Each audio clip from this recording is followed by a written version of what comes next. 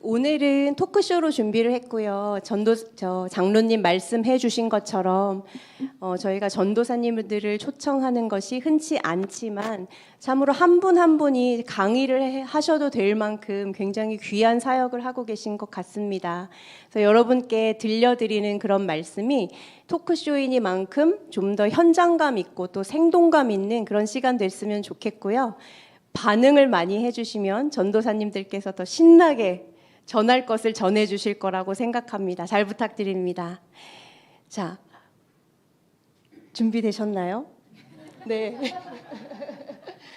저희 5시에 막 오자고 말씀하셨는데 왜 그렇게 말씀하셨는지 먼저 저희가 7시 강의인데 5시에 모여야 된다 이렇게 말씀하셨어요. 그 이유를 한번 들어볼까요?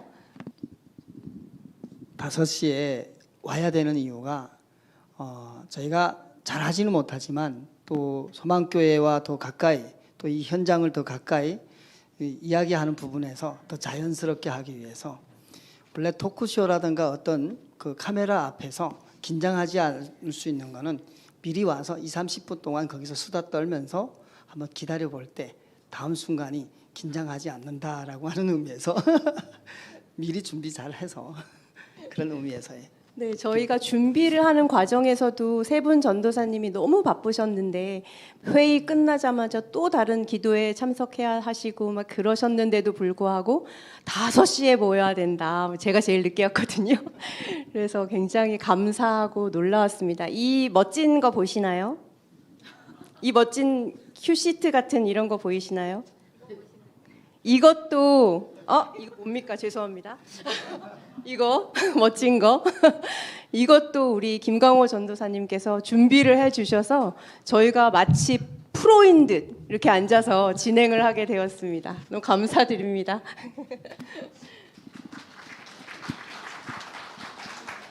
네, 저희가 이제 본격적으로 진행을 시작해 보겠습니다. 첫 질문은 오영화 전도사님께 드리려고 하는데요.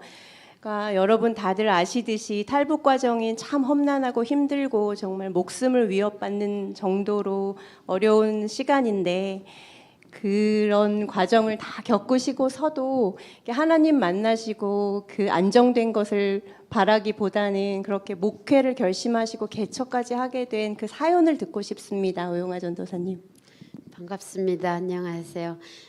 저희 탈북민들이 아마 중국에서 한국까지 오는 길은 엄청난 위험한 여정이라는 걸 이미 다 아실 것입니다. 저 역시 6년을 중국에서 떠돌이 생활하다가 한 브로커를 만나게 되었습니다. 그 브로커가 저한테 얘기하는 거예요. 한국 가면 너희들한테 자유를 준다. 너네가 탈북민인 거 알아도 잡아가는 사람이 없다.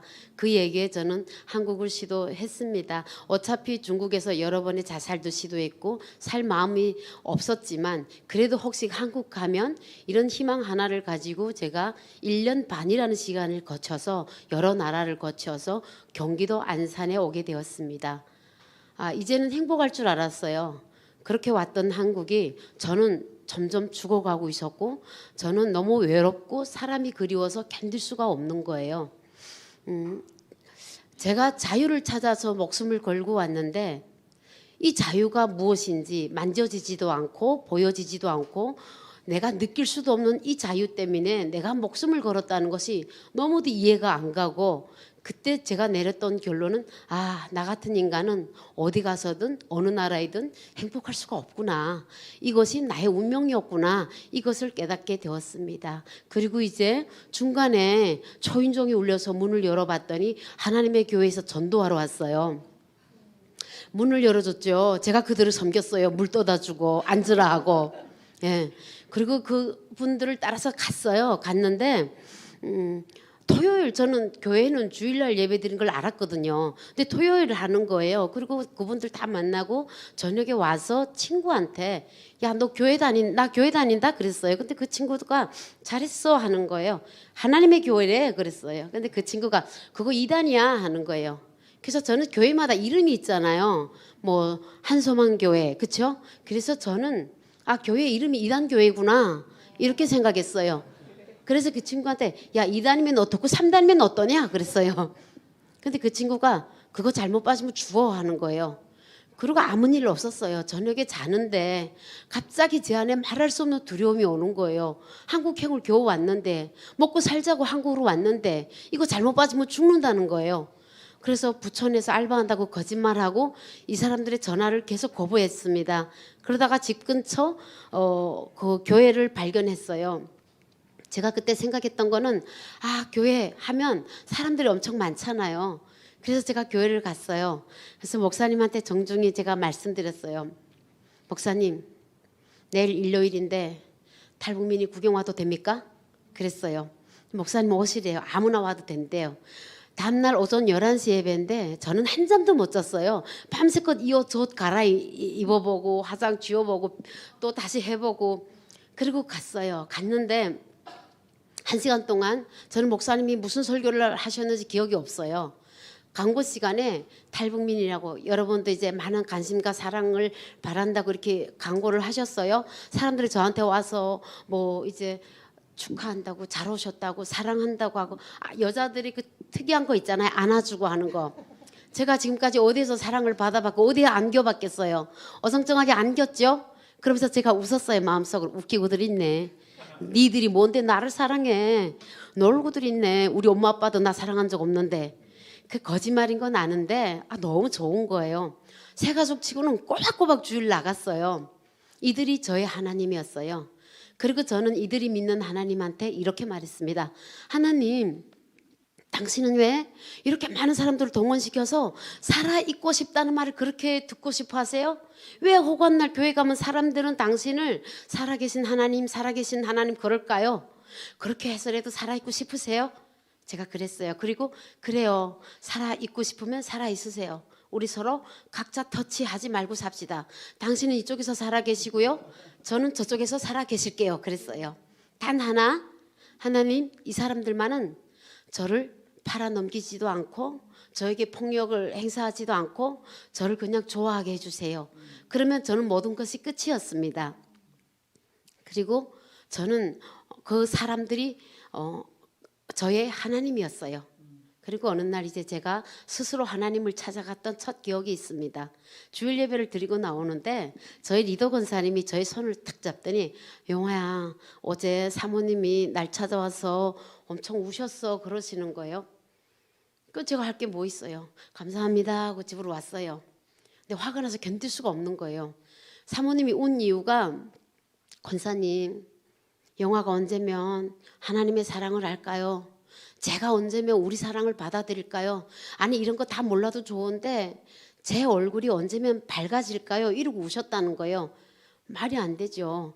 한 3일 됐는데 견딜 수가 없는 거예요. 제 안에 분노가 올라와서. 그날이 화요일이었습니다. 저는 오전에 제 발로 교회 십자가를 찾아갔습니다. 그래 십자가 앞에 올라앉아서 통곡하면서 처음에는 소리를 질렀습니다. 하나님, 나는 당신을 모릅니다. 나는 내 그림자도 믿지 않는 사람입니다. 나는 이 사람들을 믿을 수가 없습니다.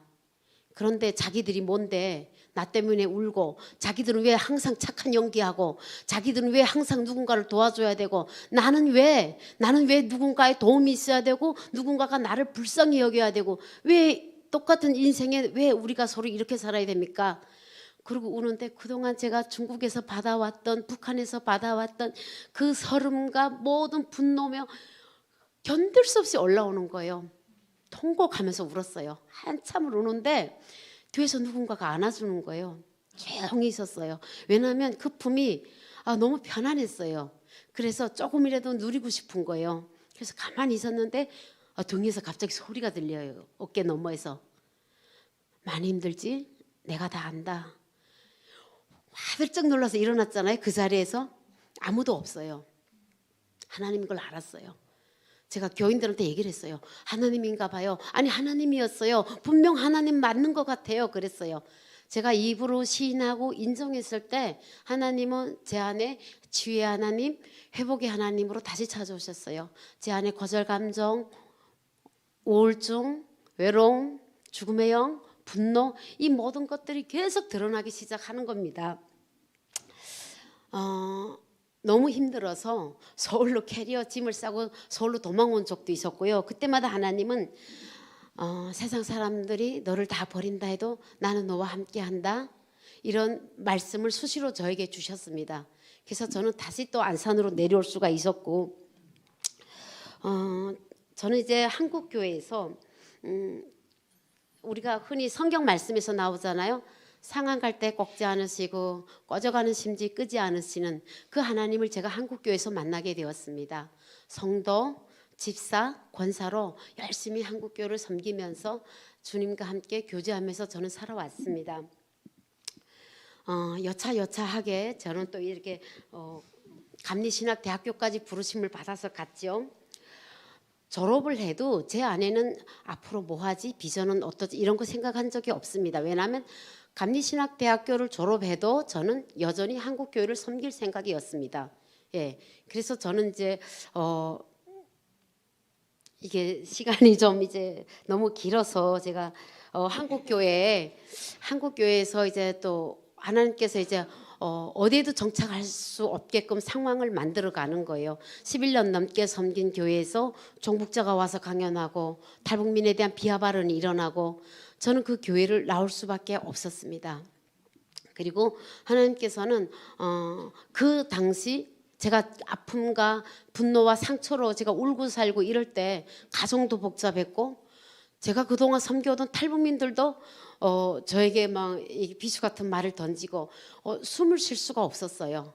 그런데 어떠한 선교사님이 하남에 오라는 거예요. 말씀 듣자고. 저는 말씀 듣기보다는 바람 좀 쐬려고 하남에 갔습니다. 청주에서.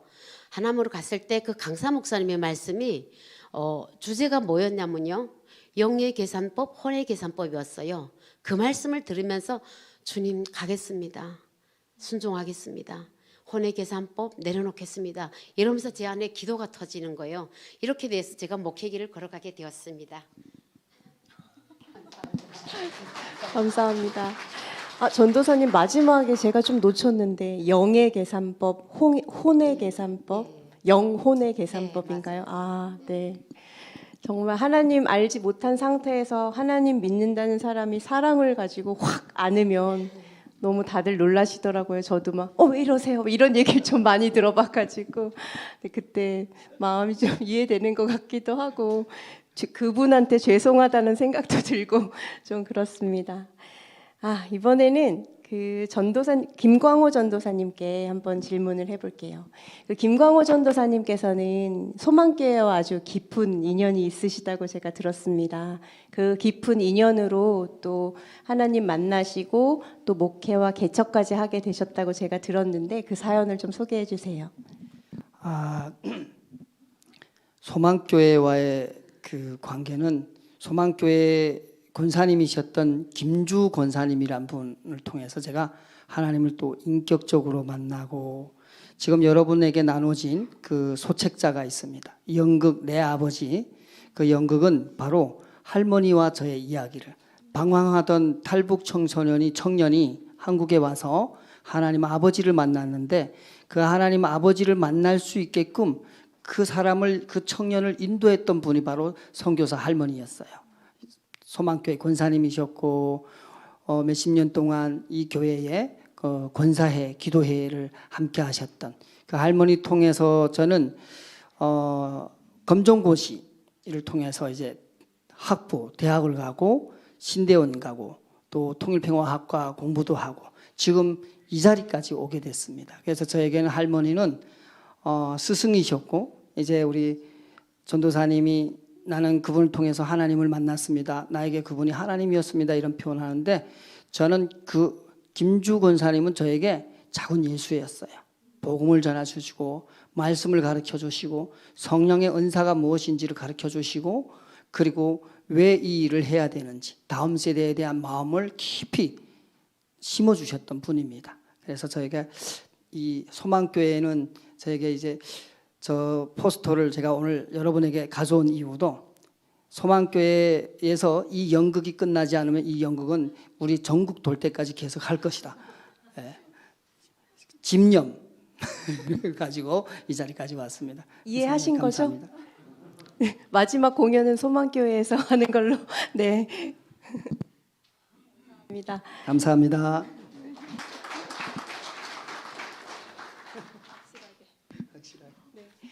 김광호 전도사님 그 말씀 들으면서 제가 생각한 거는 그 한편 참 감동이 되면서도 그 저의 신앙의 선배, 여러분의 신앙의 선배이신 그 권사님께서 한 영혼을 인도해서 또 그 영혼으로 하여금 또 교회를 개척하게 하신 거잖아요. 이게 얼마나 놀라운 일인가 생각을 하면서 한편으로는 또 어깨가 무거워진다는 생각을 했어요. 우리도 이렇게 누군가에게 작은 예수가 되어야 될 텐데 나를 통해서 그분이 하나님을 알고 또 하나님을 전하게 해야 될 텐데 그런 막 무게가 생겼습니다. 우리 이렇게 들으면서 마음에 감동 주시는 대로 그 길 따라 잘 걸어갈 수 있었으면 좋겠습니다. 자, 이번에는 김현정 전도사님께 질문해 보겠는데, 김현정 전도사님께서는 한국 이제 입국하셔서 굉장히 안정된 직업을 갖고 이렇게 잘 일하고 계셨다고 소문이 자자하더라고요. 근데 그것을 뒤로 하고 포기하고 이제 하나님을 섬기는 그런 목회의 길과 또 개척까지 이제 하게 되셨는데 그 사연을 좀 듣고 싶습니다. 네, 참 이게 우연인지는 모르겠지만 저는 지금 노원 중계동 쪽에서 노원 새소망교회를 개척했거든요. 그래서 소망교회 하면 자꾸 제 노원 새소망교회가 떠올라가지고 이런 우연의 일치가 네, 물론 여기 계신 모든 분들이 하나님 앞에 이렇게 소명을 받고 또 이 자리에 오기까지 여러 가지 이유가 있지 않습니까? 저도 마찬가지입니다. 저는 두만강에서 하나님께 기도했었거든요. 이렇게 말씀드리면 많은 분들이 북한에서 하나님을 알고 있었나요? 신앙생활 했어요? 이렇게 물으십니다. 그게 아니고요. 저는 하나님 몰랐고요. 97년도에 제가 탈북할 때 언니로부터 장사를 많이 다니는 언니로부터 기도하는 법을 배웠습니다. 딱 오는 날에. 그런데 북한에 어떤 그 기도가 많이 이렇게 유행이 됐었냐면요. 유행됐는지 모르겠습니다. 저희 언니까지 아는 정도면. 그런데 그 장사를 나갈 때마다 소금을 이렇게 뿌리면서 기도하는 거죠. 하나님, 우리 가는 길에 빛과 소금이 돼주세요. 이렇게 기도하는 거예요. 그러면 들고 가는 그 물건을 강도에게 뺏기지도 않고 또 도착지에 도착해서도 물건값을 잘 받고 이렇게 돌아오든 아주 평안한 그런 일들이 계속 되더라는 거죠. 그래서 얼마나 실질적인지 여러분 생각해 보세요. 빛은 잡을 수 없잖아요. 그러니까 빛은 못 잡으니까 빛은 일단 믿음으로 믿고 소금은 잡을 수 있잖아요. 그러니까 북한 분들이 소금을 뿌리는 거예요. 그러면서 하나님 앞에 빛과 소금이 돼주세요 하고 기도했다는 거예요. 얼마나 그 믿음이 확실한가 봐요. 그때는 몰랐습니다. 그래서 저는 언니에게서 그 얘기를 들으면서 진짜 미신을 굉장히 타도하는 그 나라가 북한인데 지금 미신을 지금 저에게 전했잖아요. 그래서 진짜 미쳐도 단단히 미쳤다 그랬지만 그 소금을 들고 나왔죠. 그리고 북한 그 두만강을 건너기 전에 정말 살고자 하는 마음으로 하나님 앞에 그 소금을 뿌리면서 기도했습니다. 뭐라고 기도했냐면 제가 이렇게 기도했습니다. 하나님이 정말로 살아계십니까? 저는 하나님을 모릅니다. 그런데 우리 언니가 하나님이 있대요. 정말로 하나님이 살아계시면 우리 이렇게 대가족 5명이 지금 두만강을 건너는데 살려주세요. 살고 싶습니다. 그래서 정말 살려주신다고 하면 내가 살려주시면 당신이 하란 대로 하겠습니다. 살고자 기도했던 거예요. 그런데 하나님은 마치 그걸 너무나도 기다렸다는 듯이 기쁘게 받으셨고요. 그때부터 하나님의 사람들이 나오셔서 이렇게 맞아주고 길을 인도하고 했는데 그분들이 동일하게 말씀하시는 게 다 교회 집사님들이었거든요. 근데 그분들이 이 짧은 시간에 어떻게 제 간증은 다 할 수 없잖아요. 그분들이 하시는 말씀이 그거였어요. 내가 교회 다니는 사람이기 때문에 돕는다. 요걸 꼭 말하고 돕더라고요. 그리고 나서 한국에 왔는데 2003년도에 한국에 왔는데 사실 그렇잖아요. 저희도 배 아플 때 들어갈 때와 나올 때가 이게 다르잖아요. 한국에 오니까 너무나도 여유로운 거죠. 그리고 아무리 생각해도 하나님이 너무나도 막 이렇게 서운한 거예요. 하나님이 북한은 너무 멀어서 안 구해주고 한국은 이렇게 잘 살게 해주고 왜 저러는 거야 막 이러면서 심통이 나가지고 못 살겠더라고요. 그래서 교회는 나가긴 나가지만 하나님 앞에 진심으로 안 나갔던 것 같아요. 그런데 그럼에도 불구하고 주일마다 가서 말씀 들을 때 그 말씀이 은은히 이렇게 보슬빛처럼 제 마음에 적시면서 뭐가 죄인인지를 깨닫게 하셨고요. 결론적으로 그 하나님 앞에 가서 구약 성경을 배울 때 제가 그동안 하나님 앞에 심통 부렸던 그 질문들이 와르르 다 그냥 해결받았죠. 그러고 나서 또 저는 하나님 앞에 온전히 순종을 안 했던 것 같아요. 제가 좋아하는 일을 하면서 작년 이맘때였거든요.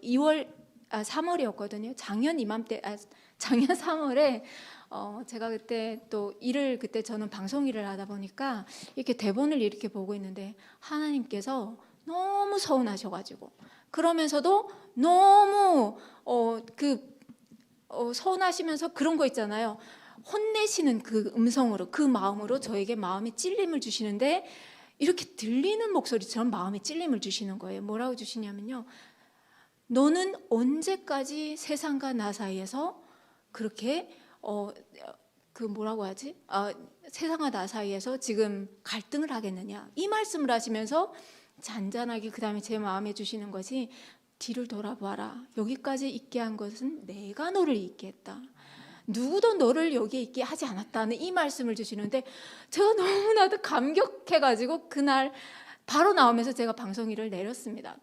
지금 막 진행 중인 방송을 제가 이제는 하반기 못하겠습니다. 이제는 내려놓겠습니다 하고 하나님 앞에 왔죠. 그런데 나오고 나니까 하나님께서 저보고 개척하래요. 그래서 그때부터 하나님과 정말 기도로 나가면서 무릎으로 나가면서 그러면서도 그 사람의 양다리 마음 있잖아요. 그 인침 응답이 안 되면 내년에 방송 스케줄을 잡아야겠다 이런 마음. 그런 마음을 늘 갖고 있었습니다. 그랬는데 하나님께서 결정적으로 개척하게 하셨고 저의 얕은 수작은 다 내려놓게 하셨고 현재로서는 진짜 고백할 수 있는 게 하나님의 은혜입니다. 하나님이 다 하십니다. 하나님께서 저를 세우셨습니다. 저는 그냥 그 은혜 속에 있을 뿐입니다. 하나님 하십시오. 제가 이 자리 설한 자리 잘 지키고 있겠습니다. 이 고백밖에 없습니다. 그냥 은혜입니다. 감사합니다.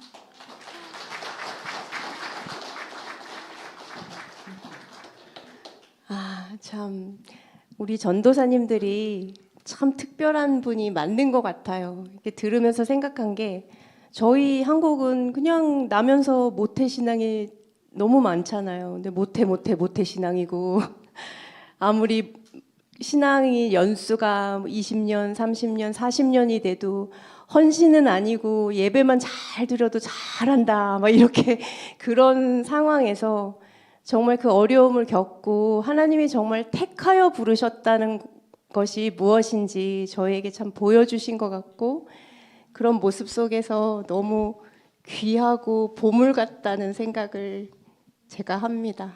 감사합니다.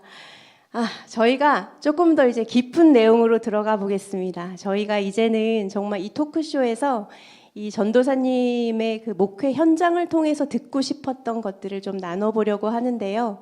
저희가 지금부터 사용하는 단어들을 한국 기선교회를 남한교회로 그리고 탈북민 개척교회를 탈북민교회로 그렇게 편의상 그렇게 말하도록 하겠습니다. 여러분께서 그렇게 이해해 주시면 감사하겠고요. 생각해보면 저희가 1강 때 최강성 교사님 강의 들으셨겠지만 그 한국의 여러 분들이 오랫동안 기도하면서 이제 복음 통일을 위해서 여러 가지 사역을 해 오셨습니다. 그때 최강성 교사님 보여주신 그 목회자분들 중에 이제 제가 아는 분들도 이제 몇 분 계셨는데, 그러니까 저만 아는 분들 몇 분 계셨는데 그분들에 의해서 길러진 분이 우리 김현정 전도사님이시고요. 또 우리 1세대 그 소망교회 개척 멤버셨다고 하는 저는 그분을 개인적으로는 잘 모르지만 그분에 의해서 이제 또 열매 맺게 된 분이 우리 김광호 전도사님이시고 우리 오영화 전도사님도 그 한국교회 제가 잘은 알지 못하지만 그 과정을 통해서 열매 맺어진 그런 분들이신데 이제 이분들을 자꾸 세워나가는 그런 시대가 된 것 같아요. 지금은 탈북민 개척교회가 세워져 나가는 시간을 하나님께서 이제 열어주신 것 같습니다.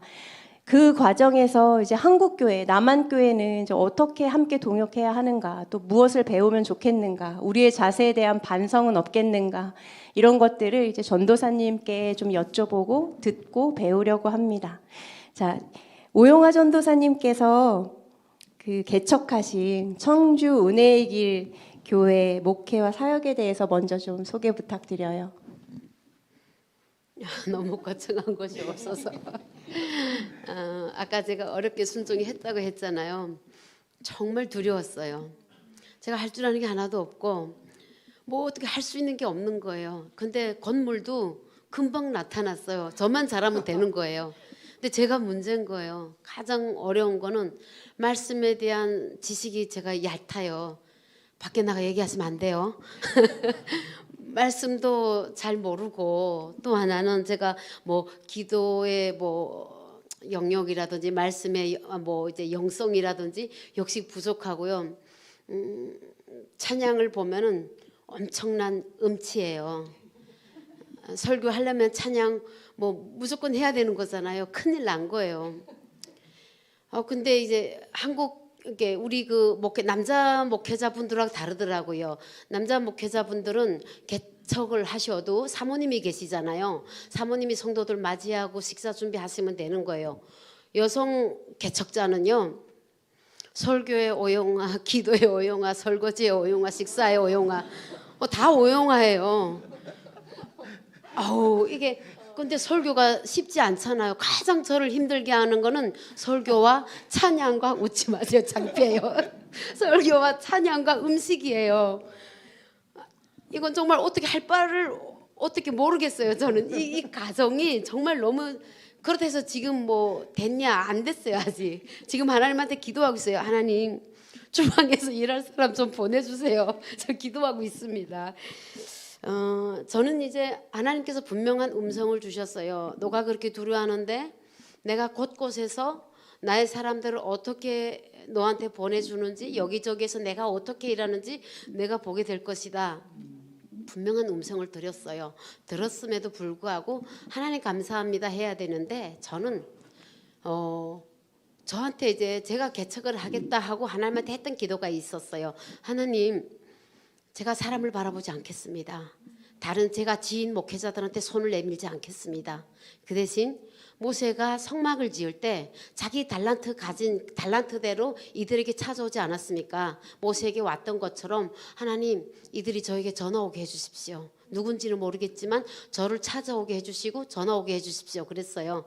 정말 교회 안에 목회자들이 자기 돈을 모아가면서 여기저기에서 5-6명 조를 잡아서 와서 리모델링 해주고 가고 뭐 음반 모든 것이 갖추어졌는데 여기저기에서 심지어 커튼까지 해주셨어요. 그러면 하나님께서 일하시는 걸 봐야 되잖아요. 저는 너무 두렵고 너무 놀랐어요. 왜냐하면 하나님이 왜 이렇게까지 일하실까? 이것이 놀랐고요. 두 번째 제가 두려웠던 거는 왜요? 하나님 왜요? 내가 목회 길을 가는 걸 그렇게까지 원하셨어요? 왜 이렇게까지 하세요? 무슨 후회하시려고요? 저 수준 다 아시잖아요. 제가 이 기도를 참 많이 했던 것 같습니다. 좀 어려운 환경이지만 제가 지금 바라보고 있는 것은 그럼에도 불구하고 주님 가겠습니다. 다른 목회자들과 제가 비교하지 않겠습니다. 하나님 다른 목회자들이 뛴다 해서 저도 같이 뛸 수 없습니다. 가다가 힘들면 주님 그냥 주저앉을 거예요. 주저앉아서 저 울 거예요. 울다가 주님이 다시 손 내밀면 그때 일어나 갈게요.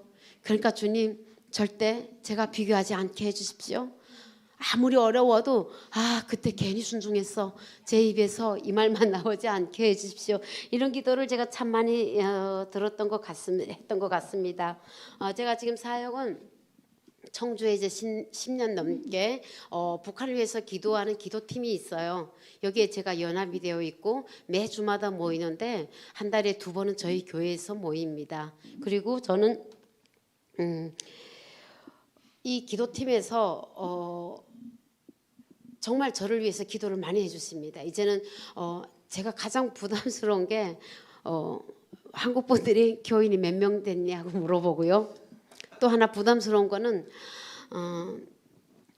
청주 탈북민 1호 교회 정말 부담스러워요. 늘 기도합니다. 하나님, 나 이거 정말 부담스러워요. 내가 왜 이 호칭까지 듣게 합니까?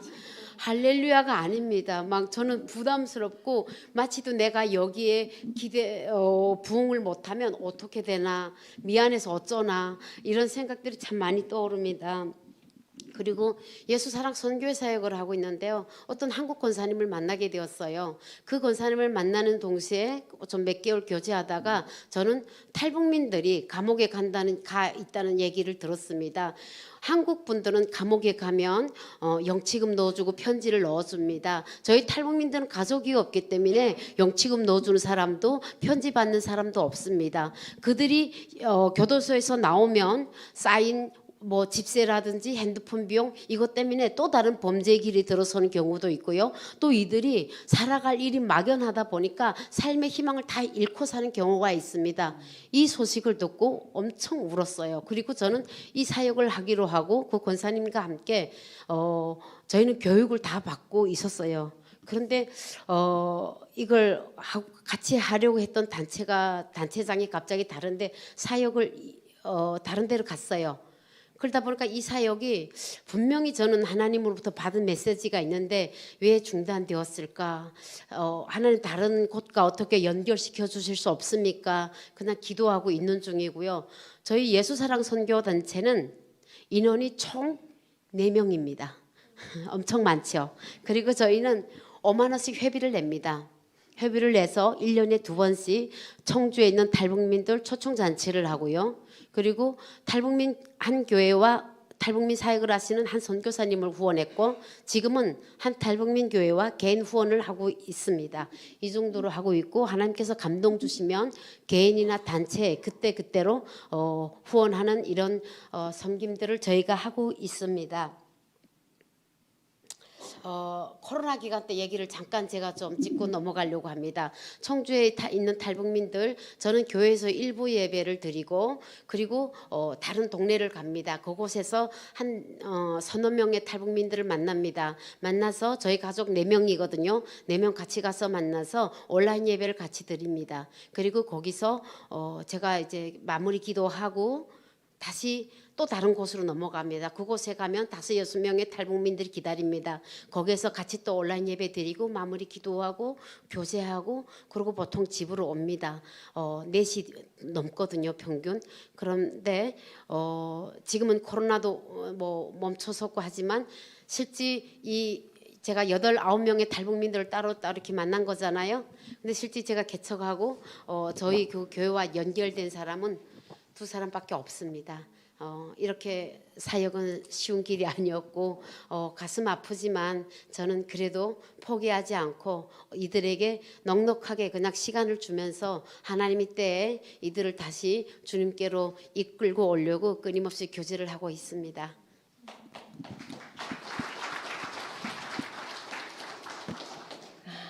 제가 1호를 공개해서 죄송합니다.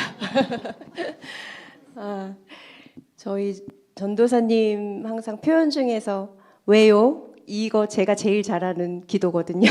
왜 저요? 뭐 이런 거 굉장히 친근감이 들고 그 하나님께 정말 직면해서 그 도우시는 그 걸음 따라 걸어가시는 그 길 가운데 있으신데 소망교회가 전도사님을 이렇게 초청한 것도 그 길 가운데 하나가 되기를 저희가 기도하겠습니다.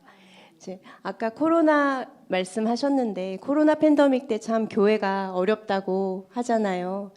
근데 굉장히 놀라운 것은 한국 교회는 그 코로나 기간 동안에 그 30%, 15%가 문을 닫았는데 탈북민 교회는 30%가 개척을 했다고 해요. 그래서 하나님께서 이렇게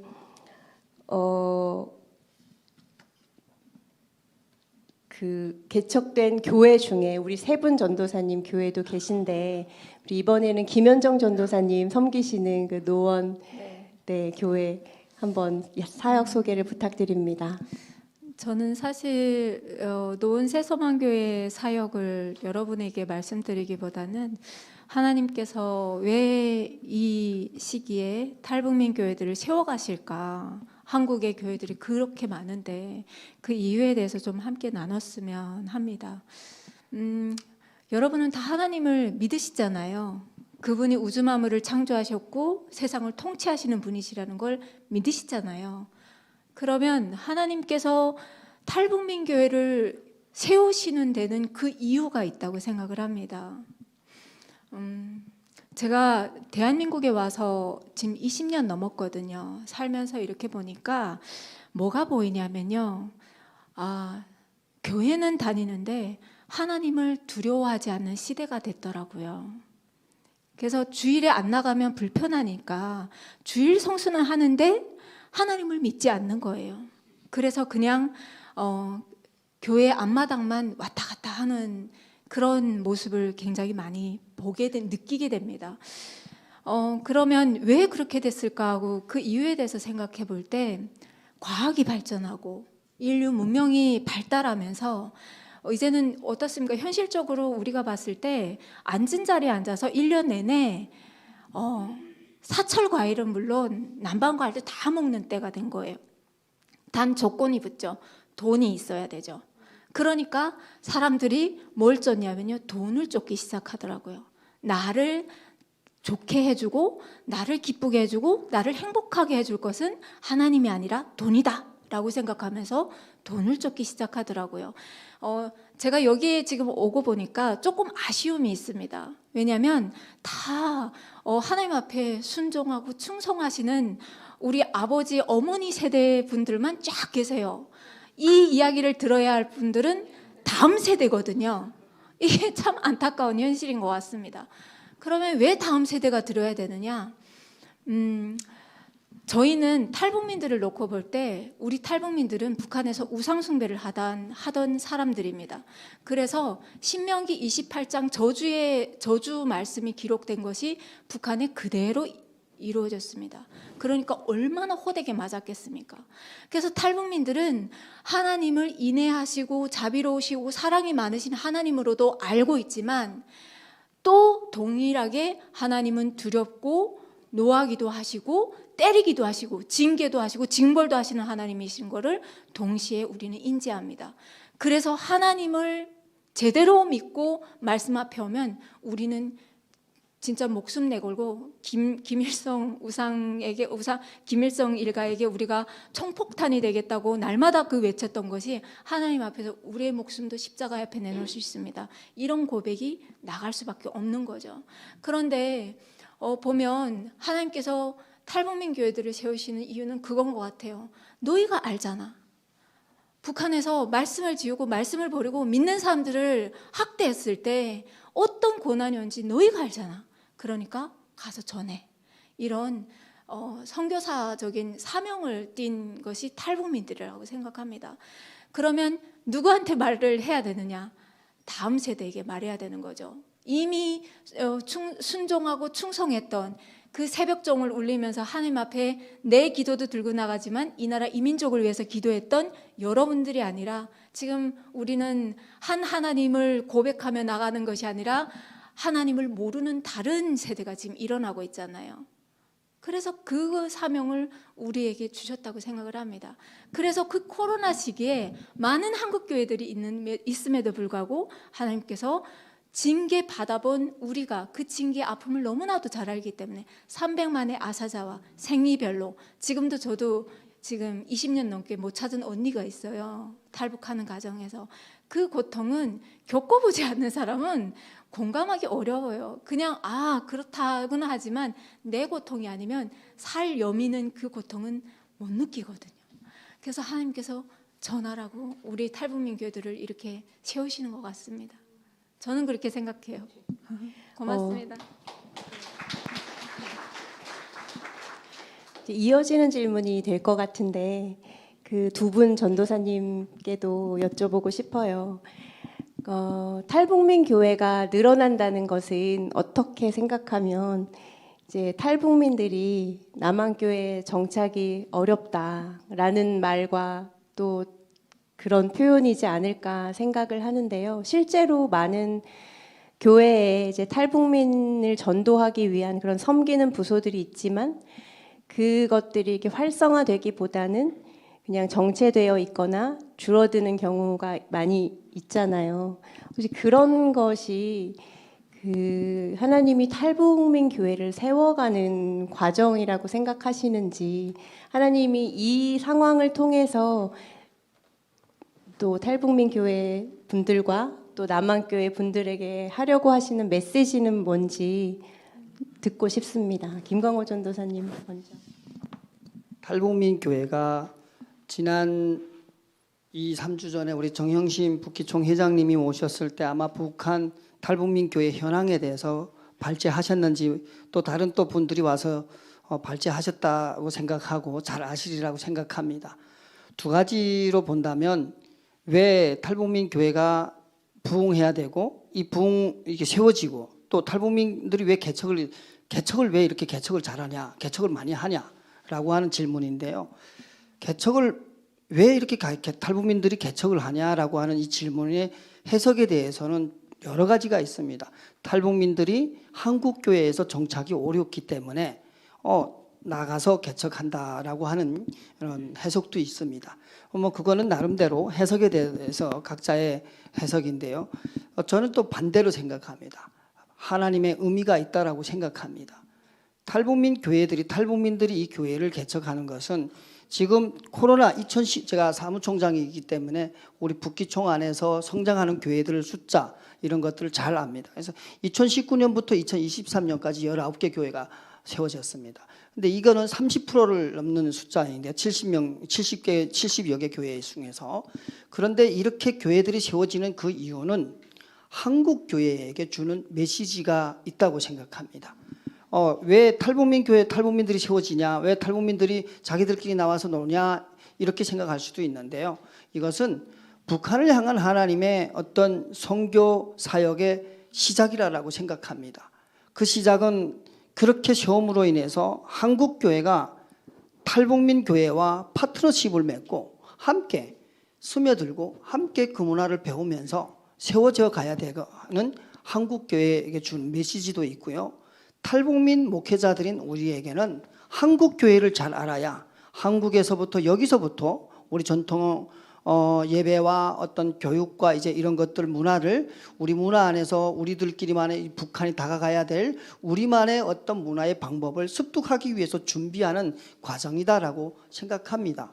그리고 우리 탈북민들 이렇게 세워지는 이 과정 가운데는 정말 단적 예로 좋은 사례들이 많거든요. 우리가 여러분 잘 아시는 김주 권사님, 소망교회 김주 권사님이 저에게 가르쳐준 3가지가 있습니다. 교회는 성도의 기도로 먹고 산다. 담임 목사가 잘 되는 것은 성도의 기도에게 있다. 세상에 빗대는, 교회가 세상에 빗대는 것은 돈으로가 아니라 내게 은과 금은 없으나 내게 있는 예수 그리스도 이름으로 걸어라 라고 한 그 말씀 선포와 기도에서 세상에 빛이 된다. 그래서 저희 할머니의 김주 권사님의 모토는 예배, 섬김, 예배 목숨 걸자, 사랑, 이게 할머니의 기도 모토였어요.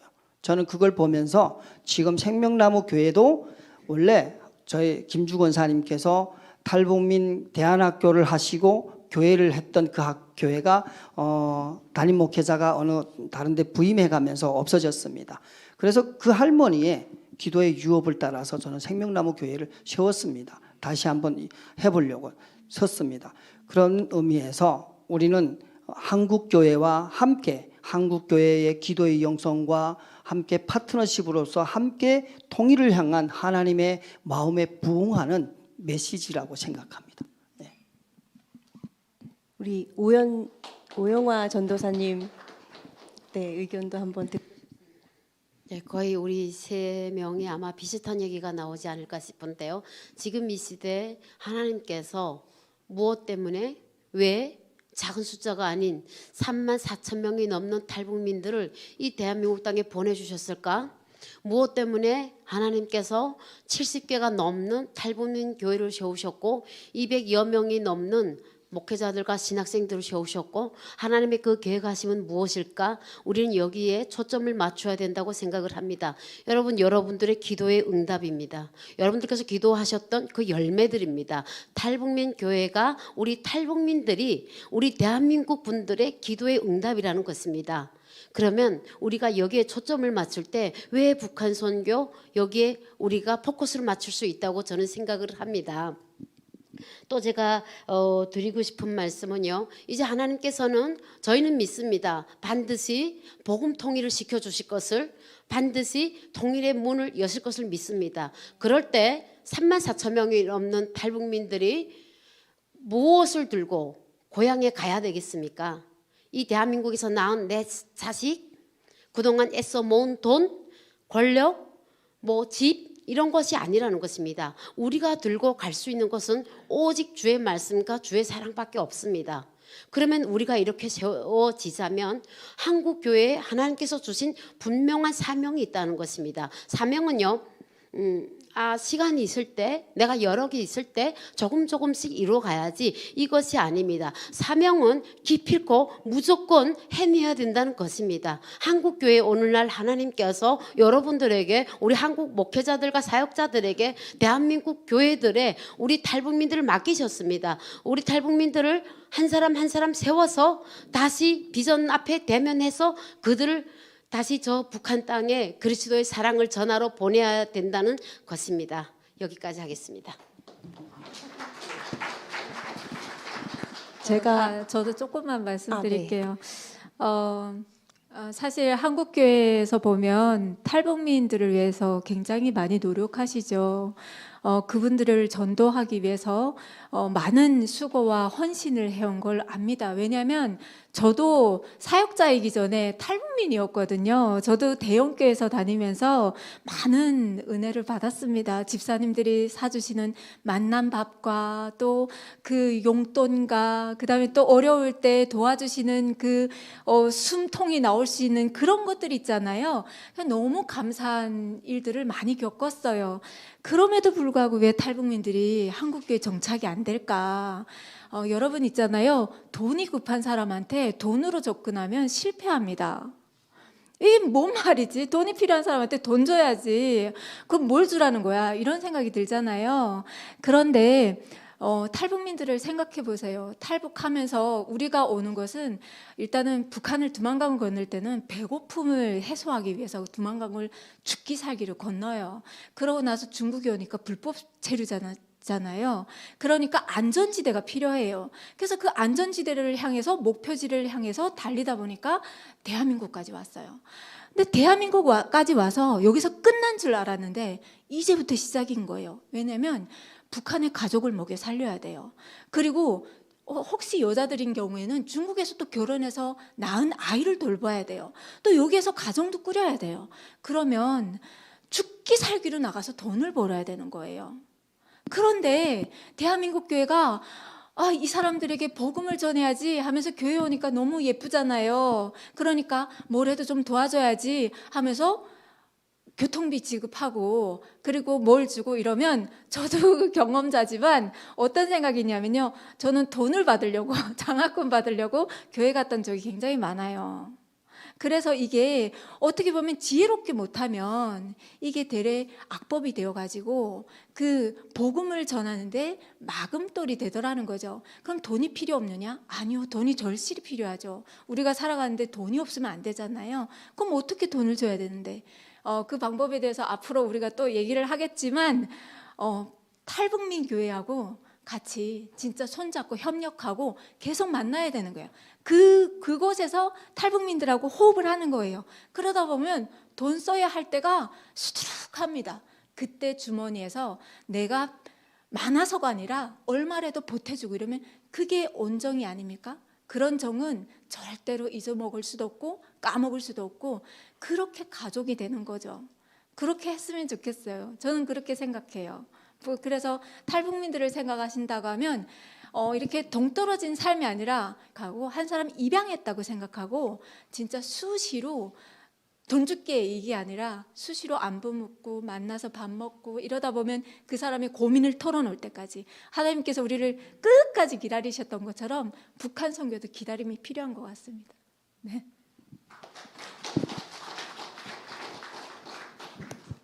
제가 그러면은 조금 더 다른 같은 내용일 수 있지만 다른 표현으로 한번 질문을 해보겠습니다. 저는 아무래도 이제 남한 성도니까 저도 탈북민에 대한 사랑하는 눈을 하나님이 저한테 주셔가지고 보기만 하면 예뻐 보이고 너무너무 귀하고 그런 눈을 주셨는데 그러다 보니까 이제 김현정 전도사님 말씀하신 것처럼 그 사람의 입장에서가 아니라 내 입장에서 막 뭐 더 주고 싶고 이것도 더 해주고 싶고 막 그런 게 있잖아요. 근데 그런 저의 모습을 보면 다 우리 어르신들, 우리 선배님들의 모습인 것 같아요. 근데 어디서 제가 강의를 듣다가 탈북민 섬김에 남한교회가 실패하는 이유가 남한화를 하려고 했기 때문이다. 이렇게 큰 제목이 하나가 있었는데 그거를 잘 풀어서 설명을 안 해주셔가지고 제가 아직도 남한화를 우리가 잘못하고 있는 것 중에 남한화가 있을 텐데 그 남한화가 뭘까?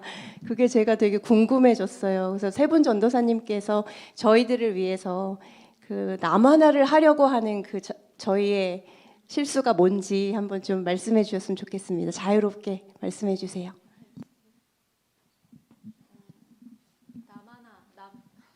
남한화라고 하면 흔히 그런 속담을 많이 쓰시죠. 아, 이게 불편합니다 하고 얘기하면 야, 로마에 왔으면 로마법을 따라야지. 이런 말을 교회에서 굉장히 많이 하세요. 집사님들이 많이 하십니다. 그러면 이거는 원해서가 아니라 강압적으로 따라와 이거잖아요. 이렇게 하는 것은 잘못됐다고 생각해요.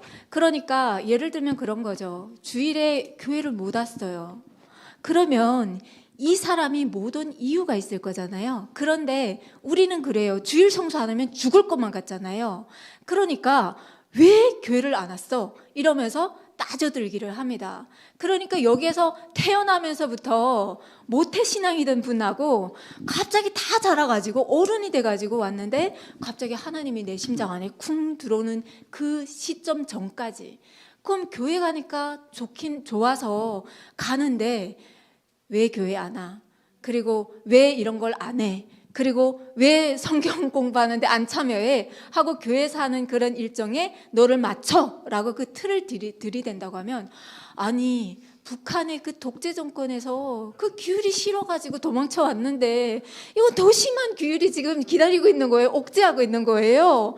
그러니까 떠나겠어요? 안 떠나겠어요? 안 오죠. 그러면 복음은 실패하는 거죠. 그래서 이렇게 하는 게 아니라 탈북민들을 여러분 생각해 보세요. 여기서 아무 바탕도 없고 어떤 사람들은 다 각양각색입니다. 여러분들은 물론 요즘 시대에 살아가는 청년들에게 이런 말을 한다고 하면 안 맞죠. 왜냐하면 이 친구들도 취업난으로 고통을 받으니까. 그렇지만 우리 장로님들과 권사님들과 집사님들은 안정된 이제는 기반을 닦았지 않습니까? 그런 여러분들의 잣대에서 탈북민들을 댄다고 하면 안 맞겠죠. 그분들은 주일에 나가서 혹시라도 돈이 되는 것을 일을 해야 할 수도 있습니다. 그 일이 그 가족의 생계를 이어가는 끈일 수도 있다는 거죠. 그런데 탈북민들이 뭐가 있냐면요, 자존심이 굉장히 높아요. 탈북민들은 자존심이 없으면 시체예요. 그러니까 그런 사람들에게 무슨 일인데 말해봐 이러면 아 내가 이번 주일에 못 나가면 이렇게 생계가 위급합니다 이런 말을 할까요? 안 해요. 신뢰가 쌓일 때까지. 그러면 그 사람이 말을 안 하고 입을 꾹 다물고 있으면 벙어리 속은 낳은 부모도 모른다는데 여러분들이 얼마나 답답하겠습니까? 그러니까 이런 부분에 있어서 그럴 수도 있지. 괜찮아. 다음에 잘하면 돼. 괜찮아. 무슨 일이 있어. 이렇게 묻는 것이 아니라 기다려주는 것이 필요하지 않나 이런 생각을 합니다. 제가 좀 경험한 사례를 좀 보면은요. 한국 교회의 탈북민 여러분 소망교회 탈북민들이 꽤 좀 되지요. 이제 그런데 그 한국 교회 제가 한국에 와서 지금 개척하기 전까지 계속 탈북민 교회가 아닌 남한교회에서 계속 다니면서 많은 문제점을 좀 보게 됐는데, 그게 문제점이 뭐냐면은 문화 이해를 전혀 안 한다. 문화 이해. 예. 탈북민 문화와 여러분 문화가 절대적으로 다릅니다. 여러분 북한에서는요, 김일성 한 사람만 섬겼지만 한국에 오니까 신천지도 섬기고 불교도 섬기고 뭐 왜 그렇게 많이 섬기면 하나도 부족한데 하나도 힘든데 많이, 그러니까 그런 문화가 좀 다르잖아요. 그 문화가 확연하게 달라 보이잖아요. 비가 오면, 북한에서 비가 오면, 여러분 우리 올림픽 때 비가 오니까 장군님 초상화하니까 여성들이 뭐부터 막아요? 장군님부터 막아요. 우리 한국의 여성들은 뭐부터? 명품백부터 막잖아요. 문화가 다르다라는 거예요. 생각과 가치관에 대한 도전이 다르다라는 거예요.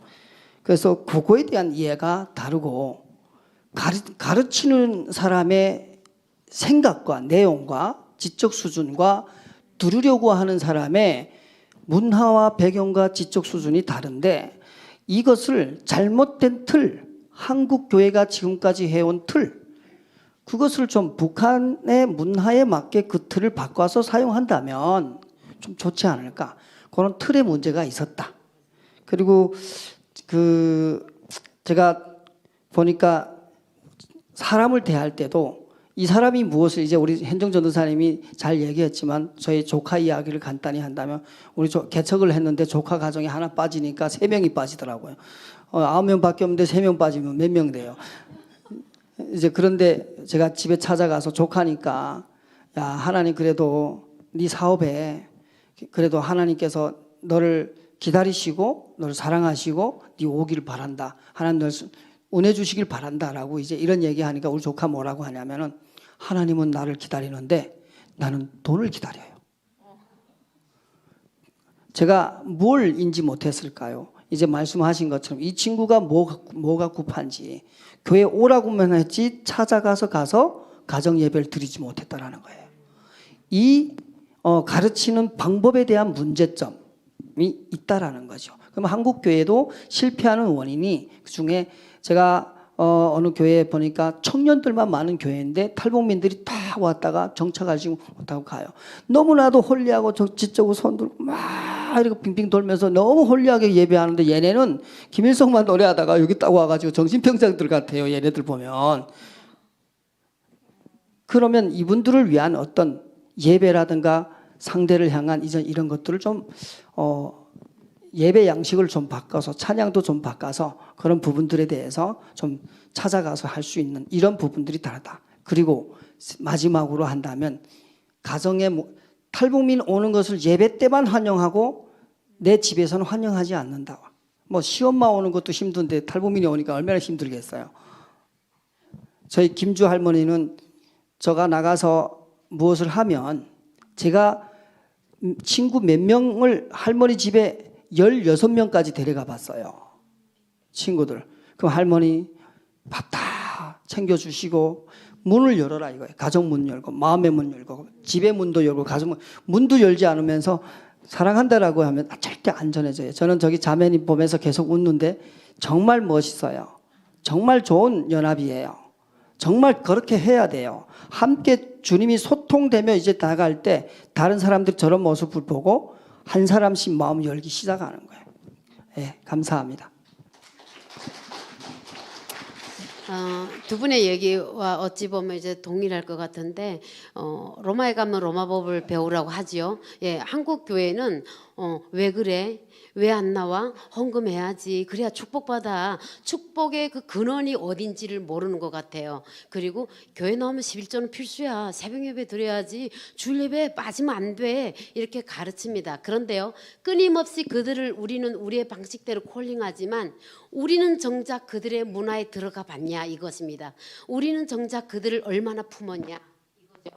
그러면 우리 탈북민들은요, 김일성에게 죽도록 충성해 본 사람들입니다.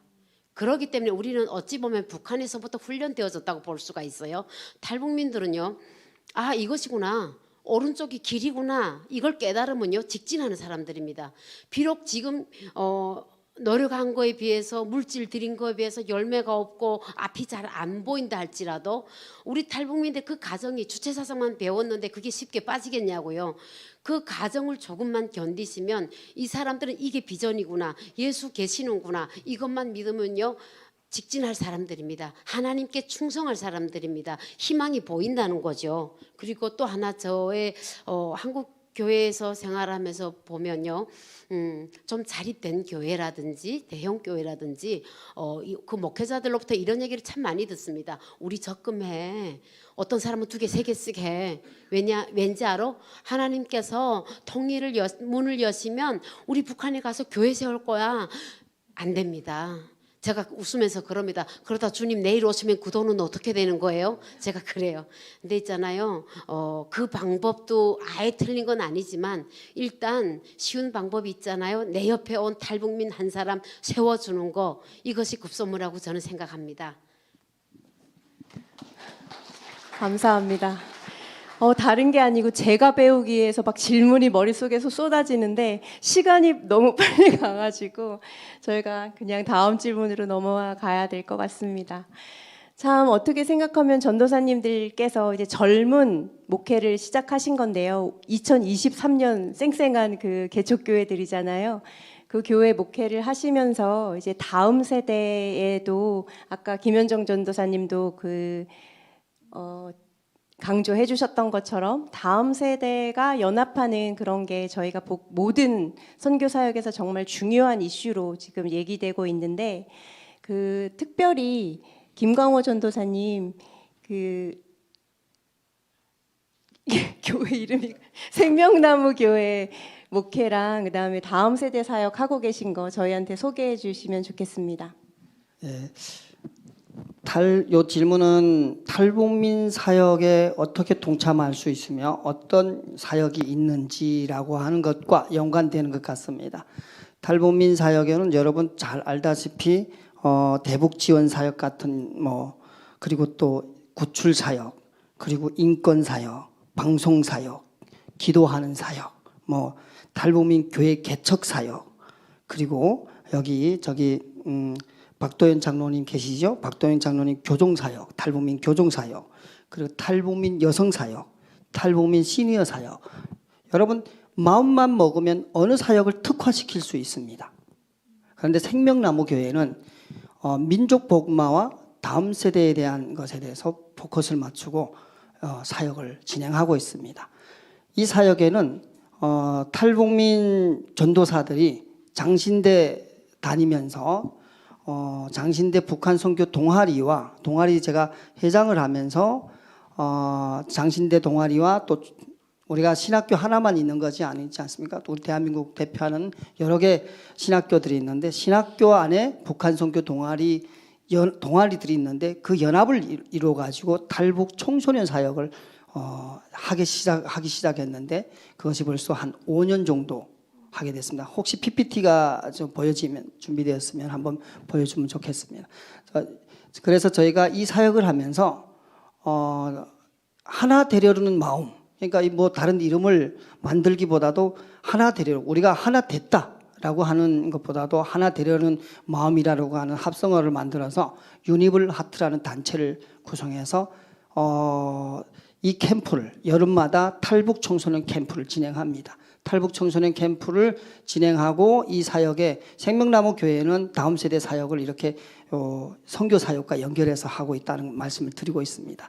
그래서 탈북민 다음 세대의 이 사역에는 탈북민들만 있는 것이 아니라 중국 조선족 자녀들, 러시아 고려인들, 일본에 있는 우리 일본 제일동포 자녀들이 있습니다. 한 번 더 넘겨주십시오. 네, 이렇게 캠프 사역을 한 5년 동안 했는데요. 우리나라에 탈북 청소년들이 2022년 12월 교육부 기준으로 우리나라의 청소년 대안학교 교육 이제 다 합쳐서 청소년들이 전국에 2061명이라고 이렇게 기록되어 있습니다. 그리고 우리 서울 경기 지역만 우리 대안학교가 10개 정도가 있습니다. 그리고 전체적으로 인가받고 인가 못 받은 학교까지 전체 16개 학교가 있습니다. 이 학교들에 향해서 정말 다음 세대를 준비하고 하는데 어떤 일을 하냐면 캠프, 그리고 또 탈북 청소년 찬양제, 그리고 저희가 이것을 섬기기 위해서 이런 것들을 알리기 위해서 문화사역도 함께 했습니다. 문화사역으로서는 첫 탈북 청소년들과 함께 공연, 예배사역도 있었지만 지금 여러분에게 나눠준 연극 내 아버지 제작하고 우리가 내년도에도 연극 하나를 또 준비하고 있습니다. 이렇게 문화사역으로 이렇게 준비하고 있고요. 그리고 우리가 이런 사역들 캠프하고 학교들 여러분 지금 세미나 몇 주 과정을 했지 않습니까?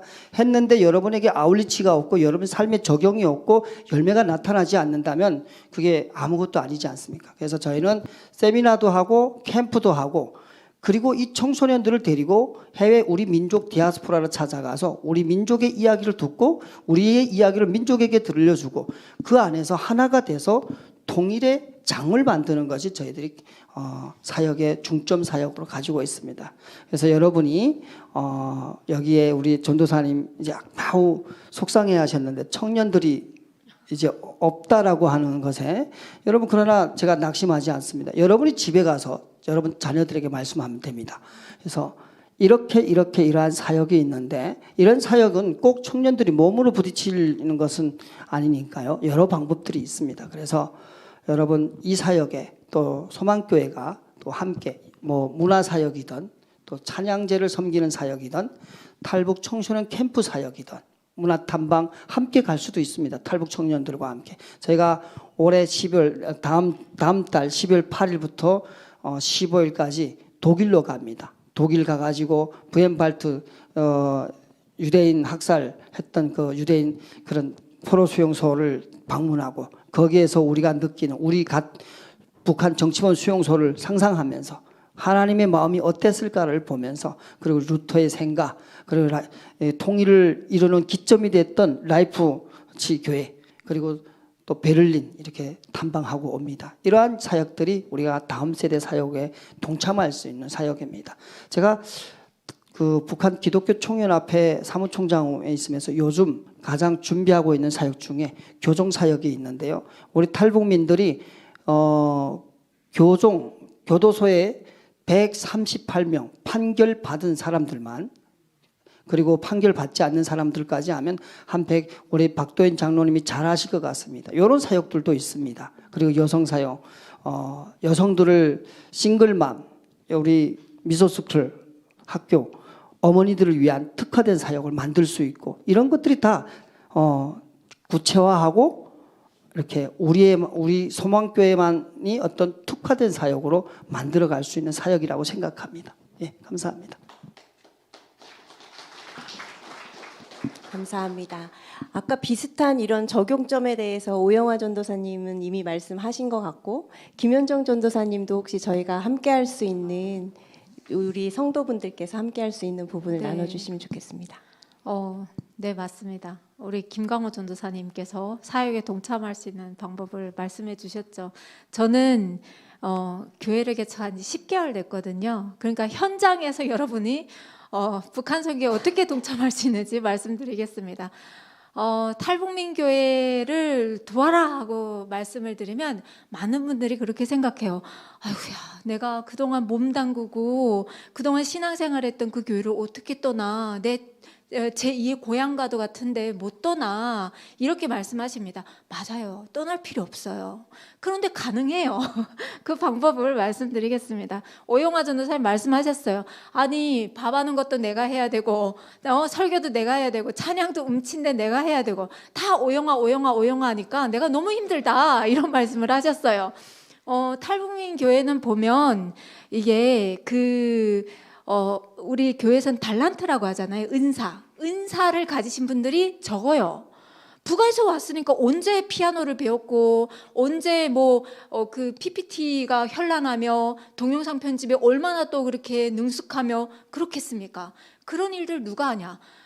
담임 전도사 혼자 다 해야 돼요.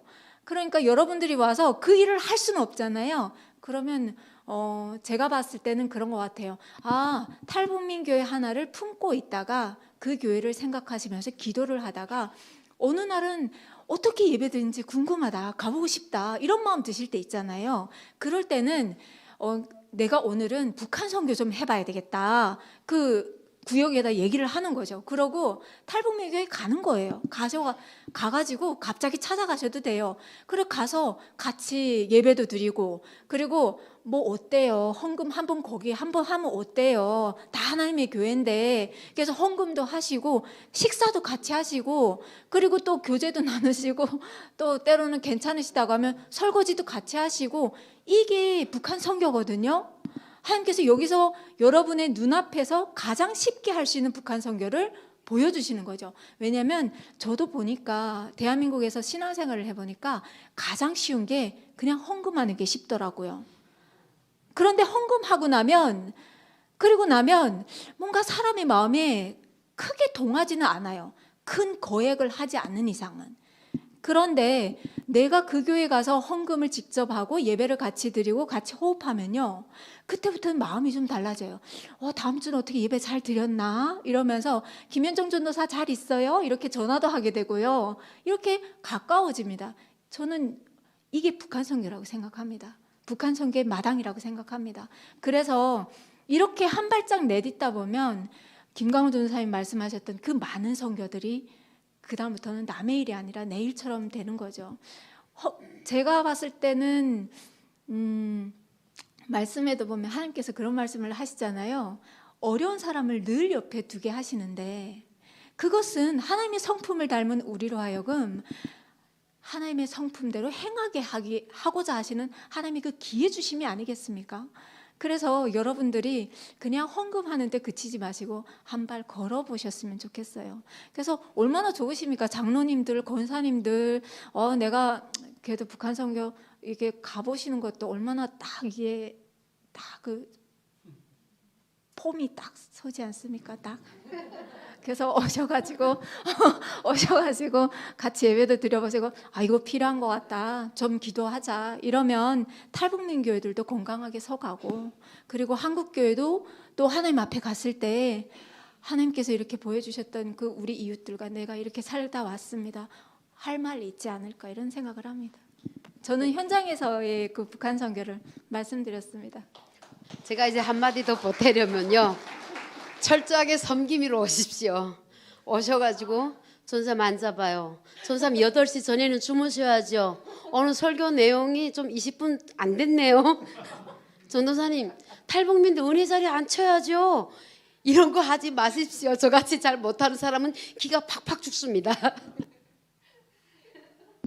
잘 새겨 들어야 될 것 같습니다. 저희가 여러분 통선 올해 여러 번 들으신 분들 많으시죠. 이게 신청할 때 보면은 또 들어요? 저 들었어요. 이런 말씀을 많이 하시는데, 생각해요. 저희가 왜 그 다음 스텝으로 이어지지 않고 통일선교 학교만 계속하고 있을까, 이런 생각을 저 스스로도 합니다. 다른 분들도 많이 하셨을 것 같아요. 근데 생각해 보면 그게 현장이 없어서라기보다는 우리가 내딛는 그 걸음 하나가 부족한 게 아니었을까. 전도사님들 말씀하시는 걸 들으면서 그런 생각을 하게 됐어요. 우리 이번 주, 다음 주 또 탐방 가잖아요. 그 곳에 가셔서 그 다음 주도 또 있는데, 정말 하나님이 그 말랑말랑하게 여러분의 가슴에 말씀하시는 그 순간을 기대하시면서 한번 많이 참석하셨으면 참 좋겠습니다. 저희가 진짜 시간이 참 많이 가네요. 저희가 이제 마지막인데요.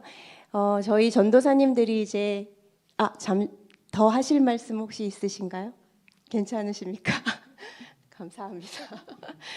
기도를 할 순 없지만 전도사님들께서 저희들에게 기도 제목을 나눠주셨어요. 그래서 저희가 함께 기도하는 마음으로 그 기도 제목을 읽으면서 이 순서를 마칠까 합니다. 슬라이드를 보시면서 함께 기도하는 마음으로 이렇게 또박또박 마음에 새기면서 그렇게 읽었으면 좋겠습니다. 시작. 생명나무 교회에 주신 비전 이루기 위해 말씀과 성령으로 충만하게 하소서. 생명나무 교회 모든 구성원들이 복음 안에서 서로 사랑하며 부흥케 하소서. 생명나무 교회와 타 교회 및 단체와 사역에서 연합을 이루게 하소서. 아멘. 잘 안 보이시죠? 3만 5천여 명의 영혼 구원을 위해 제3국 탈북민들 자유를 위해 통일 마중물로서의 소명과 사명 감당을 위해 주님 함께하여 주십시오. 북한의 동방 예루살렘의 그 영광을 위해 지하 그루터기 신앙인들과 북송으로 자리 잡힌 지하교회와 선교사들의 사역을 위해 기도합니다.